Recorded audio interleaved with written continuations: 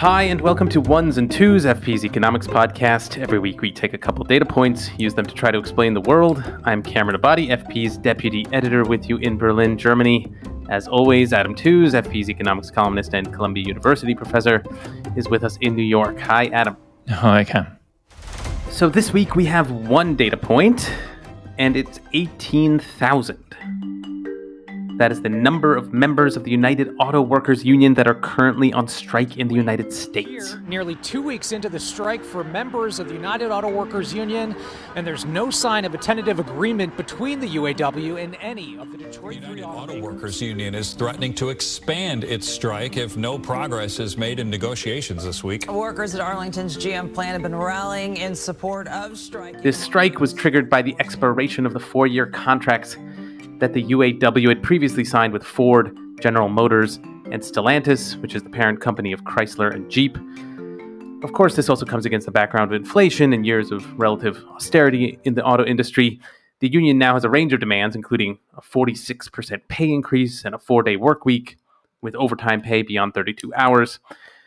In any case, the 18,000 strikers are just a fraction of the 150,000 members of the union, but union leaders are already threatening to expand the strike to ever more factories across the United States, and it's already the biggest labor action in the auto industry in years. The best evidence for that might be the way it's entered national politics, with President Joe Biden taking the unprecedented step of actually appearing on the picket lines, while Donald Trump spoke to a separate group of non-union auto workers this past week.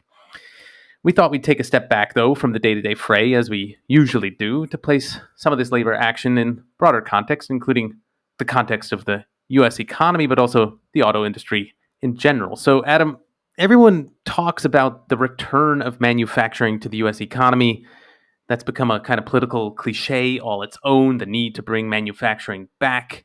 But there does actually seem to be something genuinely distinct about the significance of the auto industry to the national economy, or a national economy in general, maybe. I recall how auto workers were deemed essential during the pandemic, for example. So, that's one marker of their significance. So do some kinds of manufacturing ultimately matter more than others? And what kind of metrics would we use in measuring that kind of thing in the first place?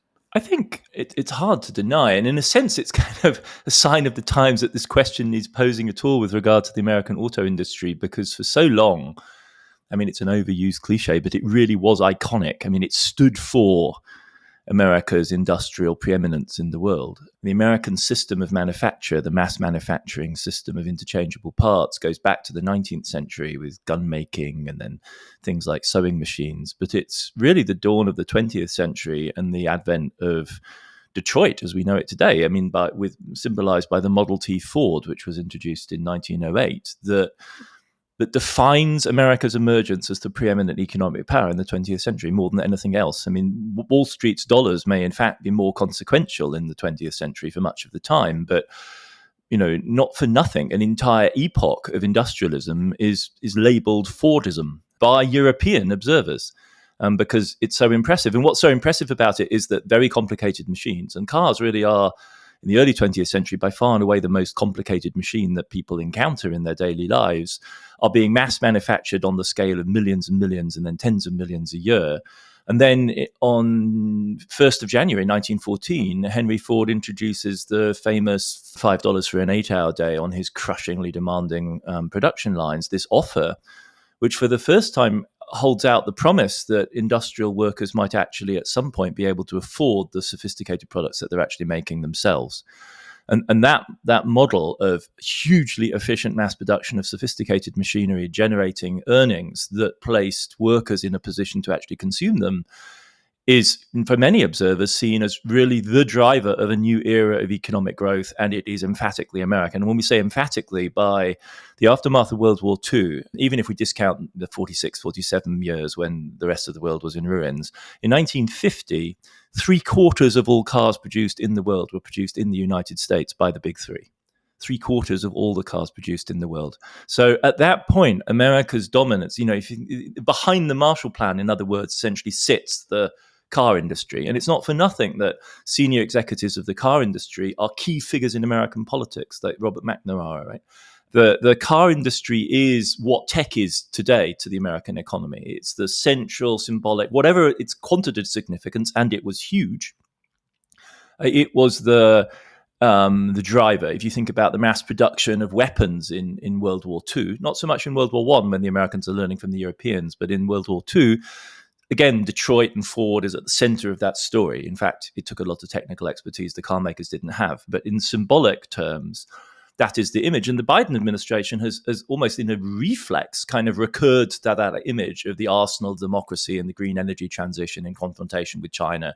And that makes, again, the car makers and the EV sector into kind of this symbolic center of this new era of industrialism. In practice, American employment in the industry peaked at 1.1 million. And there's this study that the car industry itself did that circulated abundantly in the period of crisis from 2008 onwards, where they claim that something like 10% of all jobs in America depend on those 1.1 million employed in car making. That's a huge exaggeration, because basically what they've said is the steel industry wouldn't exist without us. The synthetic rubber industry wouldn't exist without us. They've added up, maximized.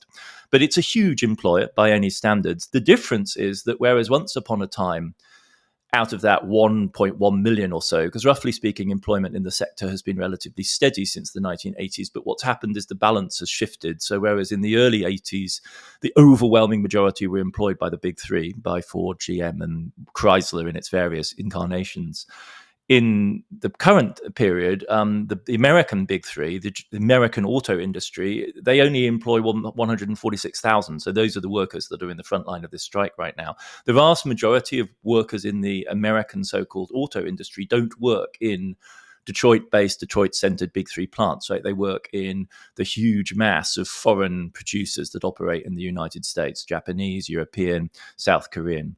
So this is the end of an arc of really world-defining national preeminence. This is the sector, along with the atomic bomb, you could say, this is the sector which defines America's power in the 20th century, but also it's the most dramatic symbol of America's relative industrial decline, or you could simply say the reallocation of resources within the US economy towards other sectors, services on the one hand and high tech on the other, with, of course, huge revenue flows also circulating through the financial system.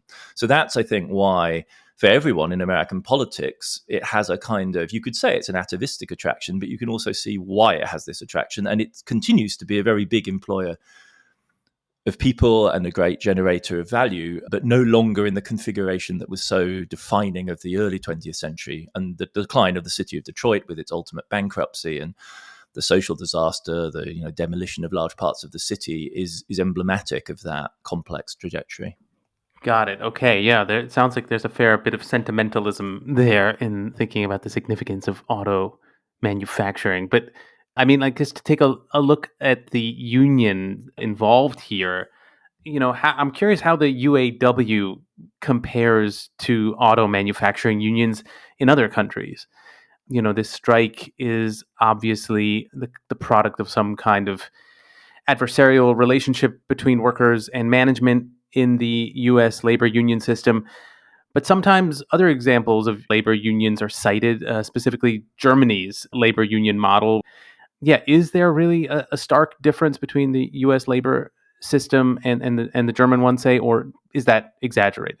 It's such an interesting question, and I started digging into this. But it was a little frustrating because, on the one hand, the auto industry historically was the sector in which comparative studies of labor were carried out because it was the sector that was most commonly present, the advanced industrial sector, where you had mass manufacturing facilities in countries as far-flung as the United States, Europe, Canada, Mexico, South Africa, Brazil, all of Europe in each individual country. And you could do the Soviet Union, ultimately also, of course, in East Asia and then in China. And so for students of comparative labor studies and labor militancy studies, this was, as it were, the kind of your lab, if you like, for the real world lab. There's also, however, been a noted decline in those kind of studies. So, looking online in the usual places for doing research for this program, like since the early 2000s, there really hasn't been much comparative studies. So I'm kind of piecing this together, and I think the easiest way to approach it is in historical terms, actually, because if you think about the story I was just telling about the utter preeminence of the American auto industry through to the middle of the 20th century, with 75 to 80% of all cars in the world being produced in the US, this creates this incredible theater, if you like, of class struggle in Detroit. So between the famous sit-down strike, which started in December 36 and ran through to February 37, through to the Treaty of Detroit in 1950, the battles between the UAW and the various other branches of the American labor movement and the big three auto plants are literally decisive for describing how the balance of class forces and class relations stands in the United States. This defines the American social model. That is another reason, I think, why auto workers and the auto industry and the big three are so pivotal to American debates about socioeconomic policy, because the decision essentially by the trade unions to agree with the employers on a corporate model of both pensions and healthcare is decisive in shaping the difference between the United States and the rest of the world in terms of social democratic welfare models and so on. Of course, this is a choice. This isn't what their free choice. This was the best they could get in a situation in which Truman's efforts to pass a much more comprehensive post-New Deal or second New Deal welfare state had collapsed. So this is how it is really. You can tell the entire history of class relations in the most powerful and important capitalist economy in the world through the auto sector in Detroit in this period. After 50, really, the entire growth of the global auto industry in terms of the quantity of production takes place outside the United States. It's really dramatic. Of course, in large part, including those American companies. And so in Britain, in Italy, in Spain, in France, in Germany, you have both local producers, the VWs, the Fiats, the British Leylands of this world, doing American-style mass manufacture of cars, but also GM, Ford, and Chrysler. The militancy is more in Europe in that period, notably in the 60s and 70s. America's unions then break out into a more militant campaign. They literally call one of their strike waves the Apache campaign of resistance, if you like, against the big auto firms which are trying to move labor in the United States to the non-union South.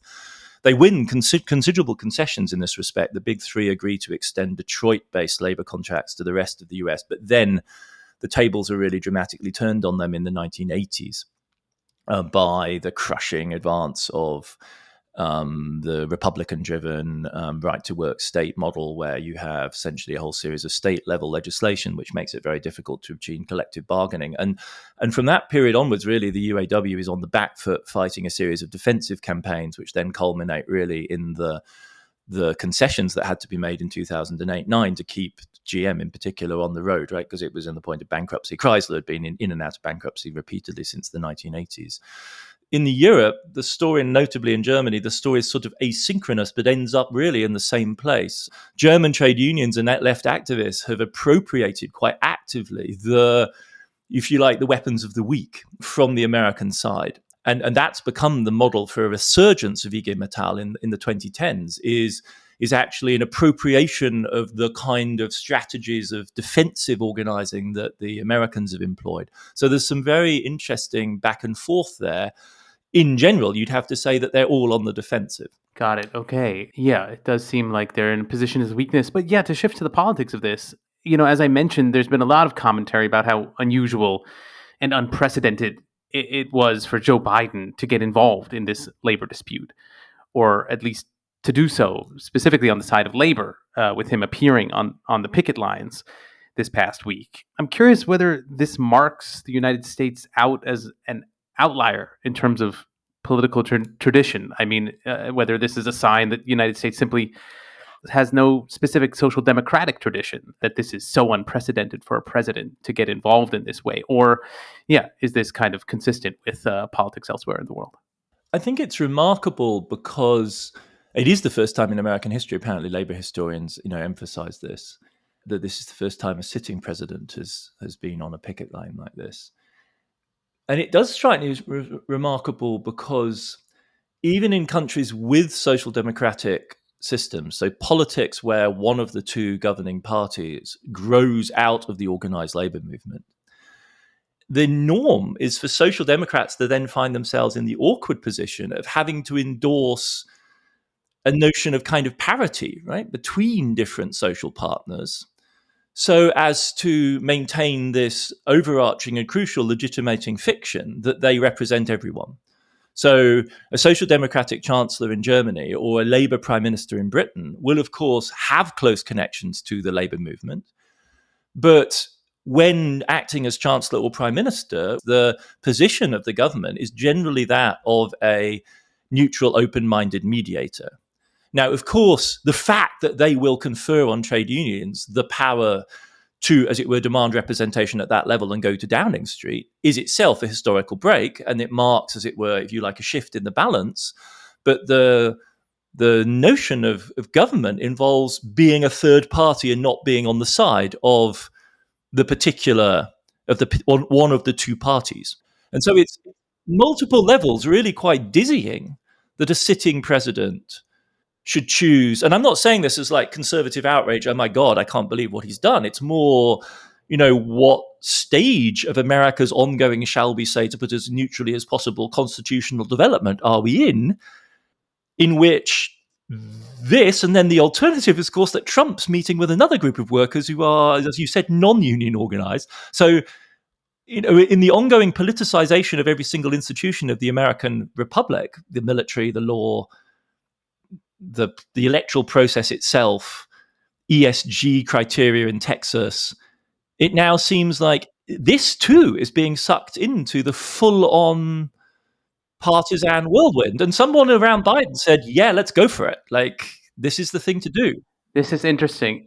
Yeah, I'd never thought of this as particularly potentially troubling, but you're right. I mean, in the sense that structurally, a government shouldn't or couldn't be in favor of disorder, right? I mean, that's sort of like, it's sort of structurally almost impossible for a government to be in favor of disorder, but a strike is almost inherently a kind of a disordered process in a way. I mean, it's a sign of failure of some other kind of procedure, right? I think what we're seeing in this moment is a decision by the Biden team to say, yeah, this is political. Biden went onto that picket line, and remember what he said. He says, this is about the American middle class and their contribution to making the United States. So he has simply said that in this struggle, America, the true heart of America, is at stake. I mean, how employers are supposed to view this, if that's the position he's taking, is really quite extraordinary. I mean, he's basically saying, I find the conditions in America so disordered right now that I must use the full weight and authority of the White House to back. I think he's there as president and not just as a Democratic politician. He said he was burbling on about how he's never done this as a president. So he's there as a president, and he's saying the full weight of the White House needs to be thrown behind these people, these tens of thousands of people who've decided to make this strike theirs, and we stand with you as representatives of the nothing less than the middle class, the middle of American society, against this particular group of employers who are mistreating you. It's really, I mean, it's the American left must just be kind of dizzied. Yeah, you're making Joe Biden sound like a socialist anarchist here.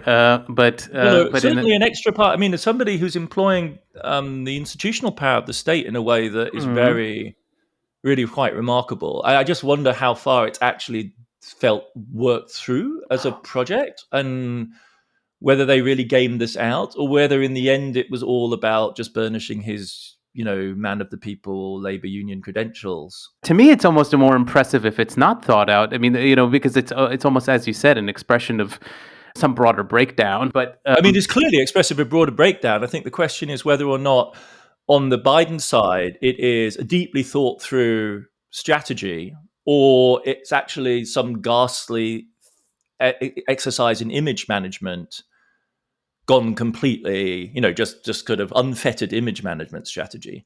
And you could say that was another symptom of breakdown, if that's the case. If the people in the White House considered this basically as a matter of his relative positioning for the campaign next year, then again, you have to say, like, from a German point of view, it's unfathomable. This is like a major shift in the constitutional structure. And if that were to be driven by simply an image burnishing, or maybe the tactical choice that because Trump can't run against organized labor, they can't really lose because he's going to be the candidate. And so a genuinely pro-business, employer-orientated Republican really doesn't have a chance in the polling.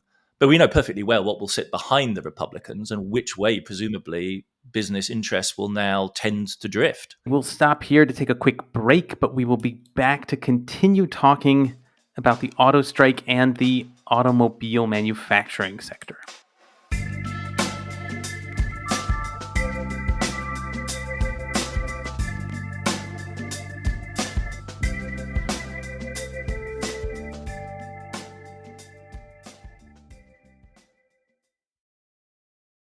Now, to shift to more specifics about the auto sector and its current state, I mean, obviously, we're generally in the midst of a transition to electric cars. That's obviously the buzzword, or, that's the trend these days, in part because of public subsidies that have passed in the United States. And I'm curious whether this transition to electric cars is itself bad for labor. Are factories moving to non-union states in the United States? And is that then by design, in fact, of these public subsidies? Yeah, I mean, I think there are three threats here for Labour. The first is in the actual design of the vehicles themselves. Like electrical vehicles don't have these lovely internal combustion engines that I grew up idolizing, or the transmissions that go with them, even more importantly in terms of employment. And so VW and Ford both estimate that they need about 30% less labor to make the drivetrain for an EV. So that's one concern. The second concern for Labour is that the investment costs of actually building these plants put huge financial pressure on the firms, who have been making huge profits recently, but nevertheless have this large. So the big three, I think, in the US have committed about 100 billion in investment, and they will use that as an argument for saying we can't pay you wages now, but there'll be good jobs later. So that's a threat. And the third is absolutely that the geography of Labour is part of an ongoing rearrangement of the geography of car production everywhere in the world, but notably in the US. And so the so-called battery belt is Kentucky, Tennessee, which are right to work, anti-labor states in the US. And so this is a huge challenge.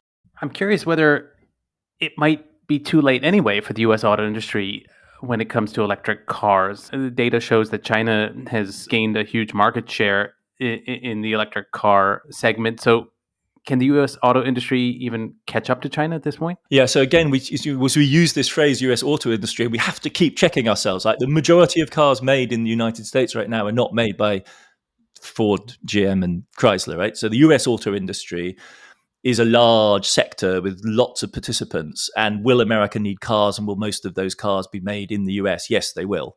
Will they be made by Ford, GM, and Chrysler is a very different question. And Ford doesn't really make cars anymore, right? Within the US, all it makes is trucks, because they reckon they make Ford F-150 in all its different variants, because that's where all the money is.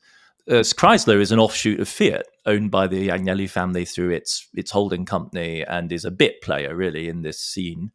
And GM is really the only one which is a fully featured Toyota VW equivalent kind of car maker, and they are really on the back foot. But that's not just their problem. That's true of VW as well, because Tesla and the Chinese have stolen such a huge advance on them.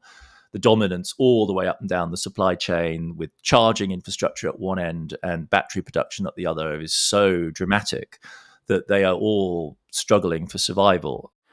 So finally, I guess I wanted to ask about the future of the U.S. car manufacturers. If they don't manage this successful shift to electric cars, and we've talked about oil producing countries in the context of this shift to renewable energy around the world, and we've talked about how there will still be oil producers. Probably the surviving ones will be the low cost oil producers in the Persian Gulf, and they'll continue on pumping out oil, etc. And I'm curious whether there's something similar possible to envision for U.S. car manufacturers. Might they sort of be the remaining manufacturer of, big gas guzzling SUVs and trucks? Might that be the kind of global niche that they end up dominating? Is that a possible future that we can envision? Yeah, these kind of rearguard fossil fuel scenarios, I think, we do need to take them very seriously, because if we're going to get to net zero, that we kind of mean what we say, we have to somehow stamp all of that out. And that is really, when you even talk about it like that, you can see what the problems are. I mean, in America right now, America led the adoption of hybrids with the Prius in the 2000s. I will never forget the impression of suddenly being in this country with all of these weird electric cars going around in the early 2000s. And what America symbolizes a kind of polarized culture of motor vehicles, right? So on the one hand, you have very rapid adoption by the liberal, democratic voting, urban classes of hybrids and electric. And on the other hand, you have this recalcitrant, very heavy engined, very massive vehicles. The size of American cars by itself is an obstacle to a green energy transition. They're so gigantic, and it's an arms race, right? Because the last thing you want to be is on the interstate in a small car with everyone driving around in 2-ton, 3-ton, megaliths. And it's hugely polarized. If you look at the data for car purchases in the US, it's Republican v Democrat, like so much else in this country, with truck ownership very heavily concentrated amongst Republicans and hybrid EV, alternative drivetrain vehicles very much amongst the Democrats. And the Republican Party is essentially doubled down on that strategy. That is their view of America's future. Who exactly is going to service it? Well, on the one hand, there's the local energy industry, so the fossil fuels, which the Biden administration has actually backed and is currently backing, right? So they want to get the price of gas, of petrol down. So there's going to be not just global suppliers of last resort, but likely a kind of protected American fossil fuel sector, which is the case in the 1950s and 60s when the Gulf producers first came along. America's oil producers were sheltered behind protection. So you could imagine that kind of scenario. And then, you would have a kind of residuum of fossil fuel driven, motorheads who just like cranking their engines, and there's no obvious utility in it because like electric engines have got more torque. So if what you really want to do is haul logs, which seems to be like the mental image of so many of the truck owners, an EV is much better for hauling logs because it has instant maximum torque. You can have huge amounts of power from zero revs.